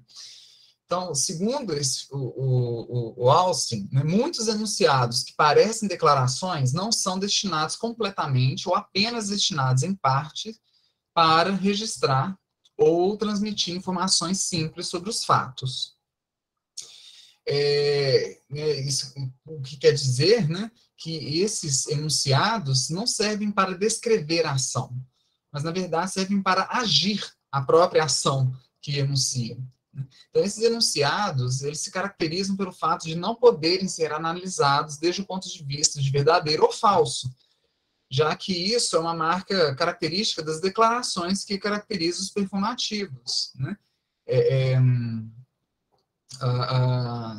Já que isso é uma característica das declarações, né? Quer dizer, e o que caracteriza os performativos é que, ao dizer certas palavras, nós estamos fazendo algo, né? O ato performativo, de forma bem resumida, ele deve ser considerado em termos de sua eficácia, quer dizer, maior ou menor eficácia, né? do seu sucesso ou do seu fracasso e de seus efeitos que vem a produzir. Então, diferentemente do que até então eram conhecidos como atos constativos, né, ou constatativos, né? E nesses atos, simplesmente o enunciado faz referência a um fato externo, por via da descrição. Né, já e aí, esses sim, né, até esse momento, poderiam ser julgados em termos de verdadeiro ou falso, porque poderiam se ajustar, né, ou não aos fatos aos quais eles se referiam. Né, como dizer, por exemplo, que o Brasil é uma monarquia. Né? Não sendo uma metáfora, esse enunciado seria falso, né, por exemplo. Então, nesse sentido, os performativos como eu os declaro marido e mulher, por exemplo, né, são palavras capazes de produzir uma alteração do contexto, né, de transformá-lo no momento mesmo de sua enunciação, e de fazê-lo, além do mais, de acordo com o mesmo conteúdo expresso por essas palavras. Então, com isso, o Austin fornece uma metodologia para se considerar a linguagem como performance, uma forma muito parecida ao que o Goffman, né, forneceu para o comportamento social. Agora, no caso do Austin, foi desenvolvida uma teoria de atos de fala, né, na qual se propõe uma divisão em 3 grupos, que, no entanto, não podem ser tomados unitariamente para dar conta de um determinado ato de fala, que é o próximo. Passa aí, por favor. Próximo slide. Isso. Então, a gente tem aí os 3, né? Esses 3...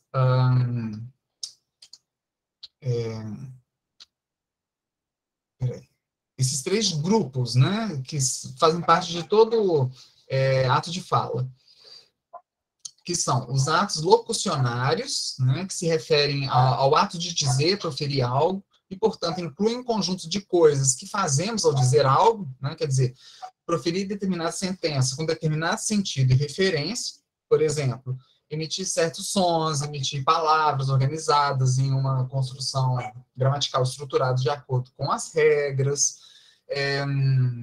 de uma língua, né, determinada, e emitir sequências de palavras com sentido e uma referência mais ou menos definidos, com um significado determinado. Como é o caso, daí, deixa eu só ver se está aparecendo, isso. O do eu vos declaro marido e mulher, né? O que é o ato... deixa eu só jogar um pouquinho para cá. O que é o ato locucionário seria essa estruturação da frase, né? Essa parte gramatical, a organização, ou até mesmo a emissão, né? O som. O ato ilocucionário são aqueles atos que são realizados em conformidade com uma convenção, e que assim se referem àquilo que é dito, afirmado, declarado, né? Ou seja, são aqueles atos que se realizam ao dizer algo, né? Em inglês, in say something. Né? Por isso, incluem as ações de informar, ordenar, prevenir, avisar, comprometer-se, etc. No caso aí de cima, né, eu vos declaro marido e mulher, a gente tem o ato locucionário como a ação de se casar, né? O padre está casando, né? Esse casal. Né? Já os atos perlocucionários são aqueles que produzimos porque a gente diz alguma coisa, né? Ou por ter dito alguma coisa, né? Ou by say something. Como, por exemplo, ao dizer algo, a gente convence, a gente persuade, impede, surpreende, confunde. Né? Isso significa que, ao dizer algo, certos efeitos ou consequências são produzidos. Né? Seja sobre os sentimentos, seja sobre os pensamentos, sobre as ações dos interlocutores ou de outras pessoas. Né? Logo, o foco desses atos está nos efeitos produzidos. E aí, então, a gente tem esses 2 exemplos aí. Né? Então, qual seria o ato perlocucionário do primeiro caso? Né? Se o ato locucionário é a gramática, quer dizer, eu vos declaro marido e mulher, dizer isso, O ilocucionário é o que é o ato que se realiza ao dizer isso, então é a celebração de um casamento, não está se casando. O ato perlocucionário é a consequência, vamos dizer, é o efeito produzido, então o casal está casado a partir daquele momento em que é dito isso. Bom, mas Austin também diz, e isso não aparece na obra dele mais conhecida, né? E que foi perdida, de certa forma, para a gente, que não teve tradução, ele acaba percebendo que essas características são de toda a linguagem. Então, mantém-se esses atos locucionários, interlocucionários, inclusive no que ele chamava de enunciados constativos, como, por exemplo, está chovendo muito, né? Então, está chovendo muito, ao dizer isso, é um ato locucionário. O ilocucionário seria poderia informar para alguém como é que está o tempo, né? Mas também pode ser, se a pessoa pretende sair, e ela fala, está chovendo muito. Não é simplesmente uma declaração, né? Pode ser uma prevenção, um aviso, né?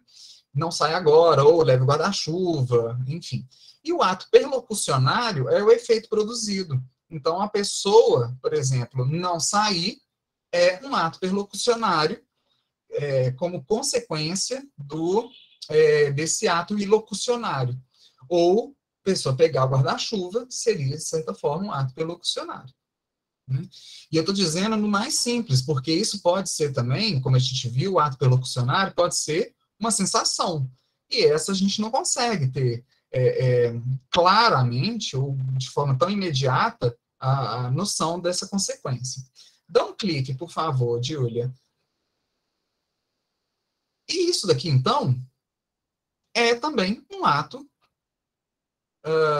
vamos dizer, performativo, no sentido em que há um ato locucionário, é uma menina, né, fazendo um chá de revelação, dizer isso, né, não é apenas, vamos dizer assim, constatar o sexo, né, o gênero da bebê, mas há atos ilocucionários ali que são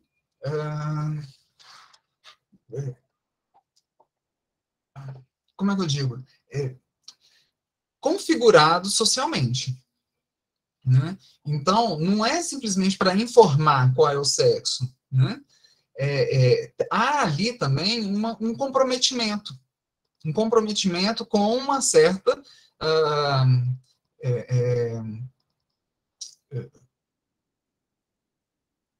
ocasião social, com uma certa regra social de lidar com o gênero daquele ser humano, que ainda não saiu da barriga, né? Mas eu estou informando, dando esse comprometimento para aqueles que vão a esse chá de revelação. Né? E o ato perlocucionário, ele não é necessariamente imediato. Pode ser, se o pai, por exemplo, queria que fosse um menino para jogar futebol, é uma menina, o ato perlocucionário naquele pai pode ser de uma grande angústia, uma grande insatisfação, né? Enfim, mas pode ser também, a partir desse momento, vamos dar, então, rosa, vamos comprar roupinhas rosa, vestidinho, dar bonecas de presente, e, enfim, esse seria o ato perlocucionário. Entra, inclusive, no que alguns vão chamar de expectativas, né? Vinícius aqui está perguntando, a ciência ou metodologia utilizada para produzir ciência pode ser considerada um ato performático? Sim, sim, como a gente tinha visto também, o ato de selecionar, inclusive, qual é o corpus, aquilo ali já faz com que já se cria a própria pesquisa, né? Já se cria o caminho da metodologia, já se cria o que é bom, né? Dentro das possibilidades, né, dos limites acadêmicos, do que é uma boa pesquisa, o que é que a gente pode ou não pesquisar, né? Isso tudo tem a ver com o ato performático mesmo, né? Da escolha da metodologia, né? O título, a linha de pesquisa, tudo isso é um ato performático. Uhum. Exatamente. Muito bom. Bom, até aí, tá tranquilo, gente? Essa questão do performance e essa relação que tem com as consequências desses atos ilocucionários, o jogo de expectativas. Perfeito. Passa para o próximo, então, por favor. Bom, entra em cena o querido Jacques Derrida. Temido por alguns, odiado por outros. Né? Leitura dele não é fácil mesmo. Mas eu acho que esse texto especificamente, né, que eu tinha comentado antes, o contexto, assinatura, enfim, né, é bem interessante porque nessa perspectiva, o Derrida ele tem uma percepção de que a comunicação, né, que tem um caráter representativo, né, e estabelece uma relação entre ideia e signo. Essa relação acontece em contexto de ausência. Dessa forma, o signo é uma marca que permanece, que não se esgota no presente de sua enunciação, e que pode dar lugar a uma repetição na ausência, e para além da presença dos sujeitos envolvidos em um contexto específico. Né, que em um contexto específico emitiram, produziram, ouviram, leram e se informaram. Então, veja, o signo, ele rompe o seu contexto para ser legível em um futuro de ausências. Nenhum contexto se fecha sobre si, né? Tampouco o código, porque essa ruptura separa o signo de todas as suas formas de referente presente, seja ele objetivo ou subjetivo. E esse intervalo que constitui o signo é, na verdade, o que ele fala que surge, né, o surgir da marca. Né? Então, lembra, o Alce, ele considera que a condição de possibilidade de êxito, né, de sucesso de um performativo, está nas condições de contexto nas quais se efetua. Né? Por exemplo, se eu vos declaro marido e mulher não for uma pessoa que poderia dizer isso para efetivar um casamento, o performativo não teve sucesso, foi um fracasso. Se eu chego lá na frente, por exemplo, da igreja e falo, eu os declaro marido e mulher, não casado, eles não estão casados. Né? Isso é o que o Austin estava propondo. Né? A possibilidade de sucesso do performativo está no contexto. Né? Dizer isso, quem poderia dizer isso, em que situação se pode dizer isso, né? E aí, justamente, então, com o postulado de uma consciência livre, né, e presente na totalidade da operação discursiva. E também, né, ele fala que tem que ser exaustivamente definível esse contexto. Né, há um querer dizer absolutamente pleno, senhor de si, né? Por exemplo, eu aposto R$10 que amanhã chove, né? Então, a pessoa só tem, vamos dizer assim, só é um sucesso mesmo se a pessoa não mentiu. Não mentiu no sentido de que não vai, se chover, ela vai, de fato, dar esses R$10. Né? Ou se não chover, ela vai, aliás, se não chover, ela dá esses R$10. Né? Se chover, ela vai receber os R$10, enfim. Né? Então, a gente tem aqui uma fuga, né, de algo que seria um contexto dentro dos limites linguageiros. Né? Então, com isso, Austin, ele reconhece que a possibilidade das infelicidades constitui uma possibilidade estrutural. Né? Quer dizer, que o fracasso é um risco essencial das operações consideradas. Então, se a gente tomar, por exemplo, se a gente tomar o exemplo de um batismo, né, católico, apenas o padre pode pronunciar as palavras e jogar água benta em certa ordem cronológica, enfim, né, com uma criança levada pelos pais, uma pessoa que se apresenta, né, por espontânea vontade, para que esse rito se realize. Mas é um rito, né? O rito não é uma eventualidade, ele é uma iterabilidade, ele é uma repetição. Então, ele tem um traço estrutural, essa repetição é um traço estrutural de qualquer marca, né? Como o Derrida acaba de dizer, né? O que torna o ato não falho são os elementos do contexto. Ok, mas quais são as consequências, quer dizer, quais são os atos perlocucionários do fato de um possível risco ser sempre possível? Quer dizer, um risco constituir de qualquer modo uma possibilidade necessária. Vou reformular. Qual é a possibilidade, ou quais são as possibilidades de um fracasso de um performativo ser, na verdade, a condição inerente à sua mesma forma de enunciado, o mesmo signo, né, ou forma. Quer dizer, o que para Austin são falhas do marco contextual, né, no qual o performativo tem lugar, vão ser considerados, na aproximação de Derrida, as suas próprias condições de possibilidade. Quer dizer, o Austin, ele exclui de suas análises as situações de citação do performativo, né? Quer dizer, os casos nos quais se repetem a enunciação ritual performativa em contextos diferentes do ordinário. Por exemplo, né, quando o Austin não vai falar daqueles contextos nos quais se cumprem as condições de convencionalidade, quando não cumprem, né, as condições de convenção, que assegura a efetividade dos atos performativos.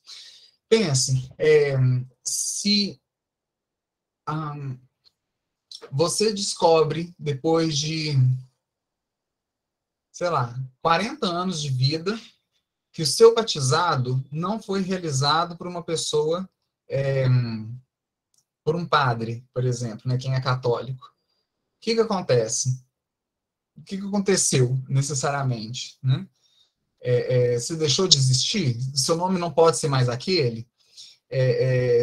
Diante da assembleia, vamos dizer assim, né, do grupo dos católicos, né, você não existe e deixou de existir aquele momento em que aquele ato performativo foi realizado até esse momento de agora, que eu descobri que aquele padre era uma mentira, por exemplo, né? Enfim, essa questão que o Derrida vai apontar, né? A falha, né, vamos dizer assim, desse ato performativo, ele é constitutivo da própria performance. E aí, o que acontece? Se o ato perlocucionário, quer dizer, a consequência ela é inevitável. É inevitável. O ato perlocucionário sempre tem. Então, não é, vamos dizer assim, um erro, né? Não é uma fuga, uma quebra do performativo em si, mas sim das expectativas, né? E como uma convenção se torna uma convenção? Como assim, Karine? Não entendi. Você quer ligar o microfone? Não, nem. Porque assim, ai, tem garrafa. A minha pergunta, na verdade, assim, a gente recebe muito mais as convenções como algo, quero dizer, está sem possibilidade de estático, né, sem possibilidade de mudanças, mas assim, eu fico pensando que para chegar nesse contexto de uma convenção, a gente também passa por um processo, né, de repetição, de performatividade, e muitas vezes, eu não sei, a gente, acho que uma primeira pergunta talvez é olhar para a convenção também como um ato performativo, não sei, sabe? Acho que não sei se eu consegui me explicar. Bom, o que o Derrida vai dizer é que toda linguagem ela é uma convenção. Sim. Certo? E para ela ter chegado a esse nível de convenção, ela só conseguiu porque ela foi repetida. Sim. Né?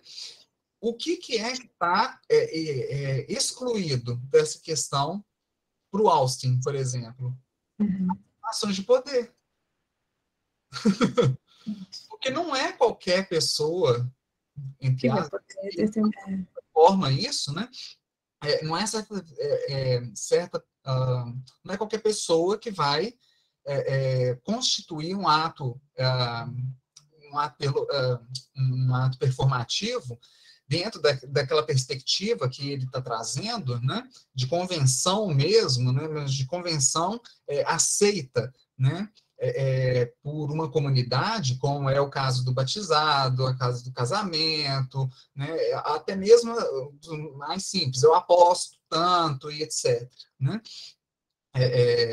Isso são convenções, mas também há outros tipos de convenções, como é uma menina. Né? Só que ele não lida com isso porque essa estrutura é uma menina não é vista por ele como um rito. Embora ele tenha falado assim, né, o Austin tenha dito, vou trabalhar com a língua ordinária. O que é a língua ordinária? A língua do dia a dia. Ele vai dar esses exemplos. Só que o que ele trabalha muito mais profundo são casos de ritos, como esse de eu os declaro marido e mulher, né, eu vou batizar o barco, e ali você vê claramente quem é que tem essa relação hierárquica ou de poder social, enfim, para batizar um barco, por exemplo. Né? Quem é que pode fazer isso? Tirando toda a parte do... Quem é que consegue hoje comprar um barco também, né? E aqui no Brasil, enfim. Mas se um bêbado chegar e quebrar uma garrafa lá e falar, eu batizo esse barco, e não é o dono do barco, necessariamente, é lógico que o barco não vai ter aquele nome. Né? Mas há ali sim uma consequência. Há um ato perlocucionário nessa ação. O que é? Ele não vai analisar isso? Então, ele não está analisando a questão social da língua. É isso, né? É nesse sentido. Né?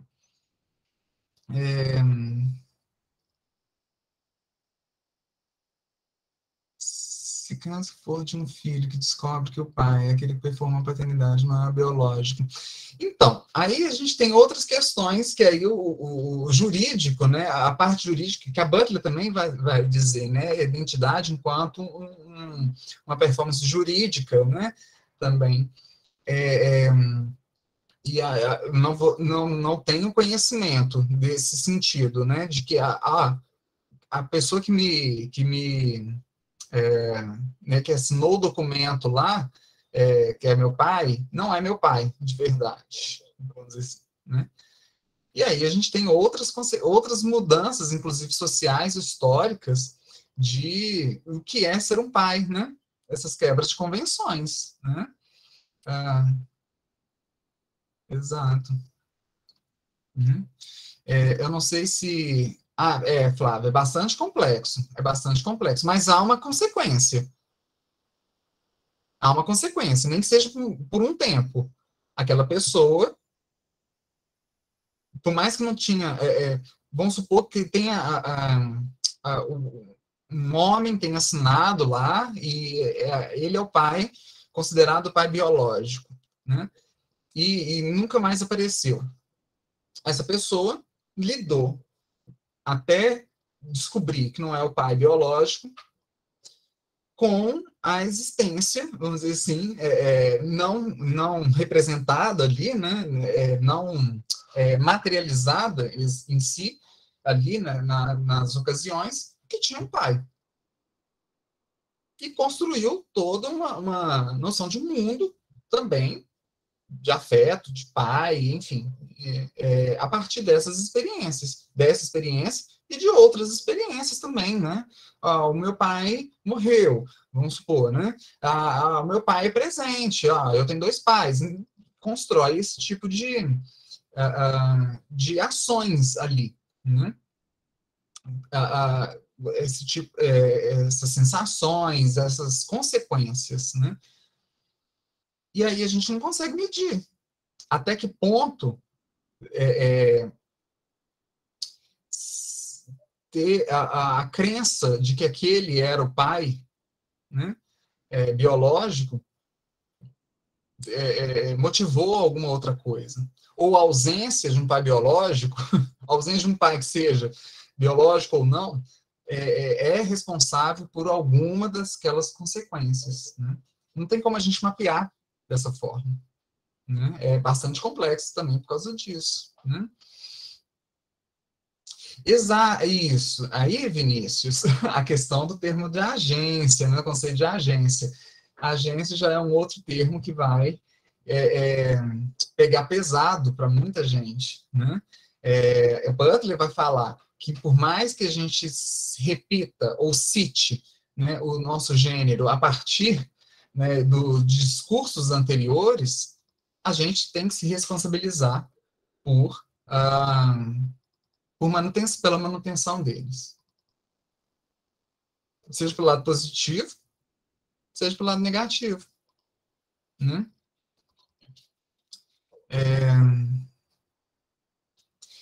Isso, né, Flávia? No caso do pai biológico, na nossa sociedade, até esse momento, a gente tem muitos casos de que o pai é o pai biológico que é a forma dominante. Né? Mas eu acho que, assim, tirando o genético, qual é a necessidade de saber exatamente, de colocar tantas fichas nessa aposta, né, de dominação, né, que importante é ter, né, o pai biológico do lado, se não for por questões genéticas, sei lá, para saber por que eu tenho miopia, ou alguma doença que é estudada como genética, aí fazer árvore genealógica, tudo bem, né?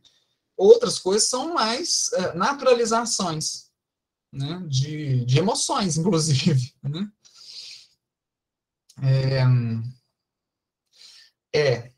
Washington. Voltando ao que o Vinícius também fala de agência, né? E do que a gente está vendo aqui, um embate, né, de poder entre a doxa, ou o que a gente poderia chamar de lugar comum para alguns, né, o senso comum, né, o discurso jurídico e a medicina.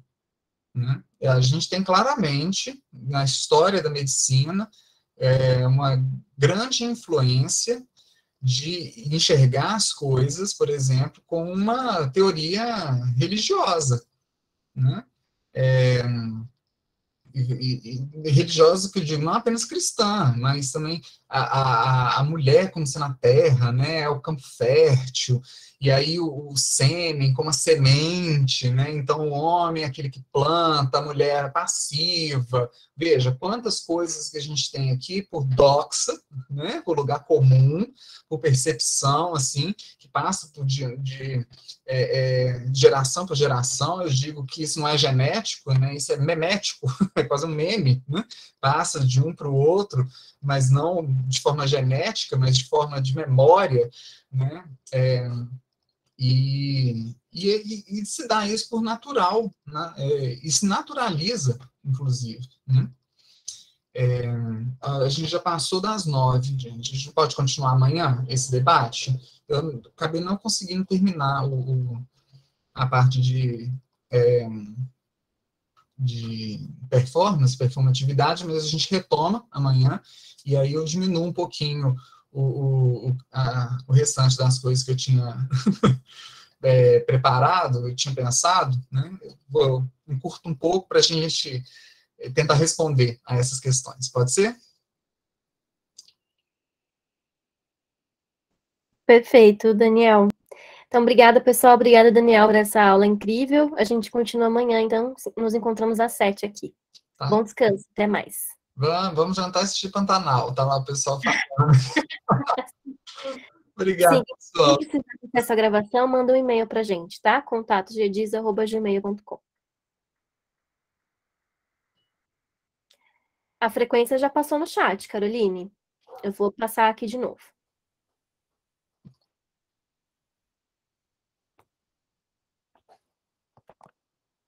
Até amanhã, pessoal. Até, Daniel. Bom descanso. Obrigado.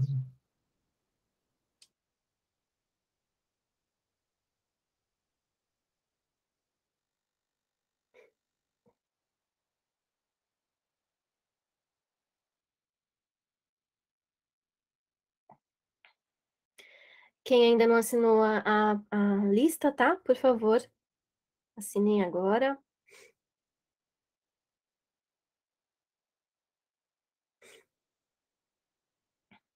Vou interromper a gravação.